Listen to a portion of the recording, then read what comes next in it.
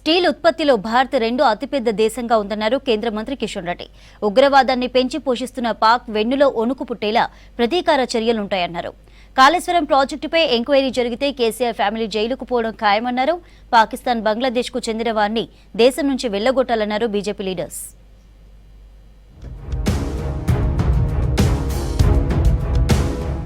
భారత్ ఆర్థిక వ్యవస్థకు స్టీల్, బొగ్గు గనుల రంగాలు బలమైన పునాదులు వేస్తాయని అన్నారు కేంద్ర మంత్రి కిషన్ రెడ్డి.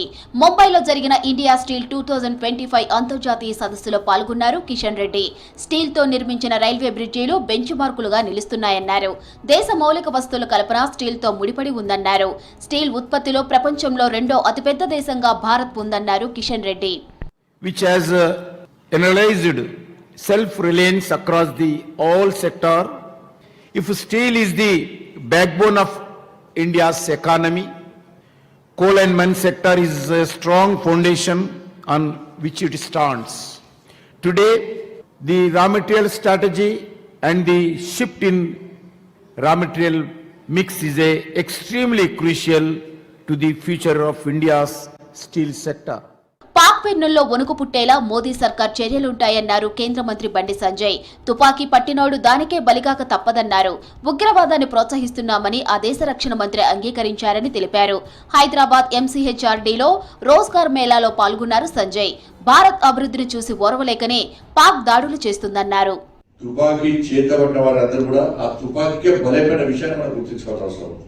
వాళ్ళ అమాయక ప్రజలను ఏ సంబంధ వ్యక్తుల హత్య చేయడము ఇతర దుర్మార్గం కూడా కాదు. ఈ దేశము అన్ని రంగాల్లో అభివృద్ధి చెందుతున్న సందర్భంలో ఓరులేని పాకిస్తాన్ దేశం ఈరోజు భారతదేశం మీద ఏ విధంగా పగబట్టిందో మనం చూస్తున్నాం కదా. తప్పకుండా పాకిస్తాన్ వెన్నులో వణుకు పుట్టే విధంగా గుణపాఠం తప్పదు. కాళేశ్వరం ప్రాజెక్టుపై ఎంక్వైరీ జరిగితే కేసీఆర్ కుటుంబం మొత్తం జైలుకు పోవడం ఖాయమన్నారు ఎంపీ అరవింద్. ప్రాజెక్టు కనీసం ఇల్లు కట్టే విధంగా కూడా నిర్మించలేదని విమర్శించారు. అన్నారం, సుందిళ్ల ప్రాజెక్టు కూడా కుంగిపోయే ప్రమాదం ఉందని రిపోర్ట్స్ లో ఉందన్నారు. బీఆర్ఎస్ సభకు 100 కోట్లు ఎక్కడి నుంచి వచ్చాయో కేటీఆర్ చెప్పాలన్నారు అరవింద్. ఏ ముఖం పెట్టుకొని రేపు సభ పెడుతున్నారు? మీ సభకి అయ్యే ఎన్ని 10 కోట్ల ఖర్చు అవుతున్నది ఎక్కడికెళ్ళి వచ్చింది? ఇళ్ళకెళ్ళి వచ్చిందే కదా. ఈ ప్రాజెక్టు స్కామ్ కోసమే టేకప్ చేసింది. దోసుకుందామనే ఇవన్నీ బయటపడాలంటే ఈ టెక్నికల్ ఎంక్వైరీలు ఒకటే సరిపోవు. సిబిఐ ఎంక్వైరీ, థరో ఎంక్వైరీ వీళ్ళ కుటుంబం మీద, ఆనాటి ఇరిగేషన్ మంత్రి మీద, ముఖ్యమంత్రి మీద, కేటీఆర్ మీద జరగాలి. Entire family members belong to jail. రాష్ట్ర డీజీపీ జితేందర్ ను కలిశారు మెదక్ ఎంపీ రఘునందన్. సంగారెడ్డి జిల్లా జిన్నారం మండలంలో శివాలయం ధ్వంసంపై డీజీపీకి ఫిర్యాదు చేశారు. ఘటన జరిగిన రోజు పోలీసుల సకాలంలో స్పందించలేదన్నారు.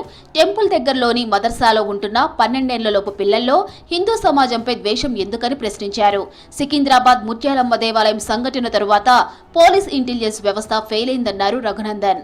4 రోజుల క్రితం సంగారెడ్డి జిల్లా జిన్నారం మండల కేంద్రం లోపల శివునికి సంబంధించినటువంటి విగ్రహం ధ్వంసం జరిగినటువంటి సంఘటనలో మధ్యాహ్నం నుంచి సాయంత్రం వరకు ఒక వర్గం ప్రజల మనోభావాలు దెబ్బతిన్నప్పుడు స్పందించాల్సిన సమయంలో పోలీసులు సరైన సమయంలో స్పందించకపోవడం వల్ల ఒక దగ్గర నుంచి ఇంకొక దగ్గరికి జనాలంతా పరిగెత్తుతూ రాళ్లు రువ్వుకునేటువంటి పరిస్థితి వస్తే 1, 2, 3, 4 ఎఫ్ఐఆర్లు నమోదు చేశారు. తెలంగాణలో ఉంటున్న బంగ్లాదేశ్, పాకిస్తాన్, మయన్మార్ దేశాలకు చెందిన వారిని దేశం నుంచి వెళ్లగొట్టాలన్నారు బీజేపీ నేతలు.